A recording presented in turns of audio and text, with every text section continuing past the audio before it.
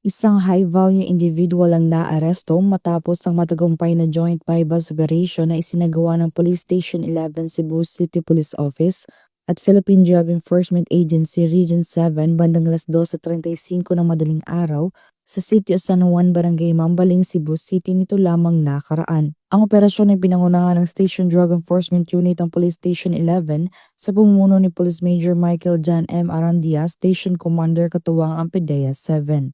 Kinilala ang suspect na si Alice Jan, 20 anyos, lalaki, Filipino, walang trabaho at residente ng Barangay Dayas, Cebu City. Siya ay inaresto dahil sa paglabag sa Section 5, Selling of Dangerous Drugs at Section 11, Possession of Dangerous Drugs, Article 2 ng Republic Act 9165. Nakumpiska mula sa suspect ang bit kumulang 1,030 grams ng hinihinalang shabu na may standard drug price value na 7,004,000 pesos, kabilang isang medium-size sachet ng shabu bilang object of sale, 5 medium-size sachets at 10 knot-tied plastic sachets bilang object of possession, bypass money at siyam na budol money, isang knapsack bag at iba pang lalagyanan ng ilegal na droga. Ang sinagawang marking, inventory at pagkuha ng litrato ng mga ebidensya ay naisagawa alinsunod sa itinakda ng batas. Ang suspect ay agad na ipinaalam ang kanyang mga karapatan alinsunod sa Konstitusyon at Republic Act 9745 sa wikang kanyang nauunawaan. Ang mga nakumpiskang ebidensya ay dinala sa PDEA Regional Office 7 para sa chemical analysis habang ang suspect ay kasalukuyang nakapiit